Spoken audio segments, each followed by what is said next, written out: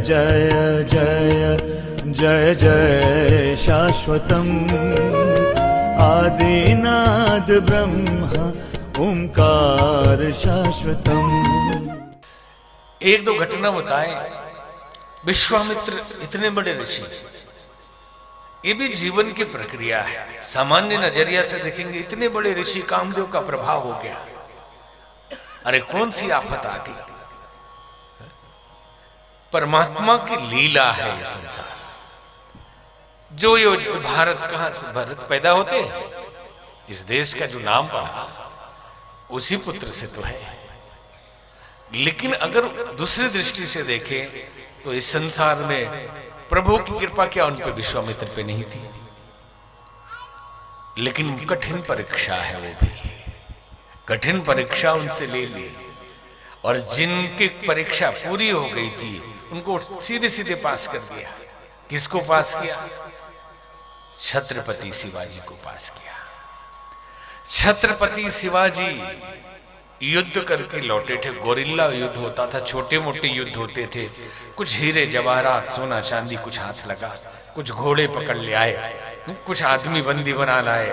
जब आए सभा लगी, उस सभा में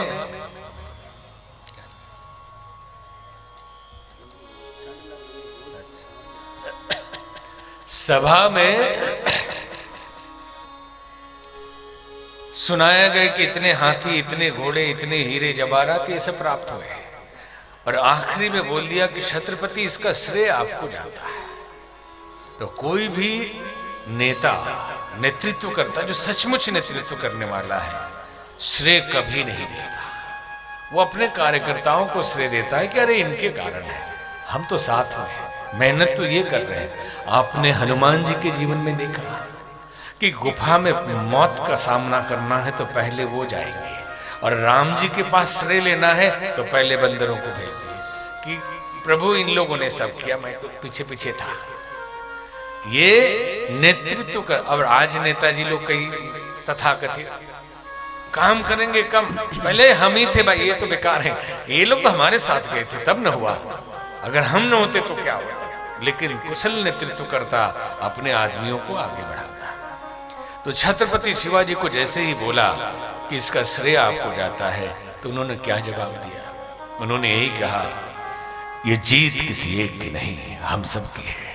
महाराष्ट्र की इस भूमि को स्वतंत्र कराने के लिए इस वीर भूमि के पुरुषों ने केसरिया बाना पहनकर अपने अंगों की खाद दी है। इसके लिए हमारी माताओं ने अंजलि भर रक्त से सींचा है। ये जीत किसी एक की नहीं है।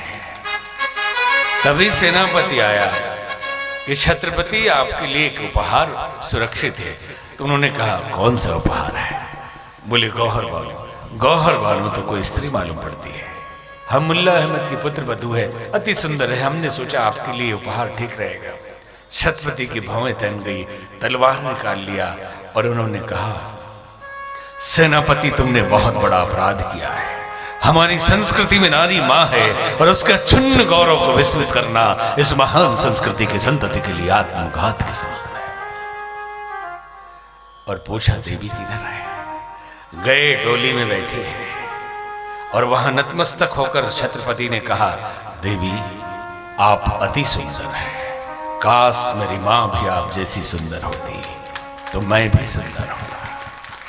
डोली से इतनी सी आवाज आई कि मैंने सुना था कि ये संस्कृति महान है, मैंने सुना था कि ये देव संस्कृति है, लेकिन मालूम नहीं था कि इसके पीछे कारण क्या है। धन्य है ये संस्कृति और धन्य है आप जैसे इसके रक्षक। जे राखे रघुवीर देव बरेत ही काय, जिसकी रक्षा भगवान करे। एक घटना और सुनाने का मन हो गया।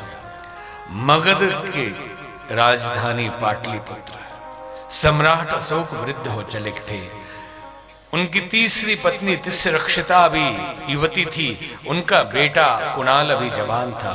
इतिहास की सबसे बड़ी दुर्घटना, मां ने बेटे के पास विवाह का प्रस्ताव भेजा। सौतेली मां ने अपने बेटे के पास विवाह का प्रस्ताव भेजा कि तुम युवक हो, मैं युवती हूं, शादी कर लो, तुझे राजा बना दूंगी। राजा तो, सम्राट तो वृद्ध हो गए।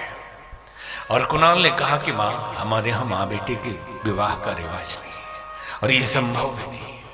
कारागृह में डलवा दिया, यत्नाएं दी, कोड़े बरसवाए, चमड़ी उधेर दी, लेकिन कुणाल हार माना नहीं।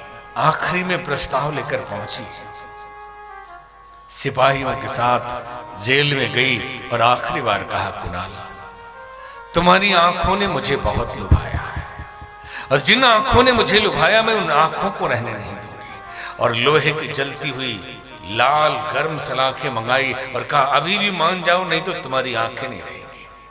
और आंखों में डाल दिया लोहे की जलती हुई लाल सलाखें, सरिया डाल दिया। वो चिल्लाता रहा और इतना ही कहा, मां धर्म शाश्वत है और चरित्र अविनाशी है। धर्म शाश्वत है और चरित्र अविनाशी है। शरीर नाशवान है और आत्मा अमर है। मैं इस नाशवान की रक्षा के लिए अपने उस अमरत्व को नहीं खो सकता। जे राखे रघुवीर देव रेते ही काल। और इतिहास गवाह है कि मगध के गद्दी पर अंधा सम्राट बैठा, अंधा सम्राट बैठा, कुणाल ही बैठा कर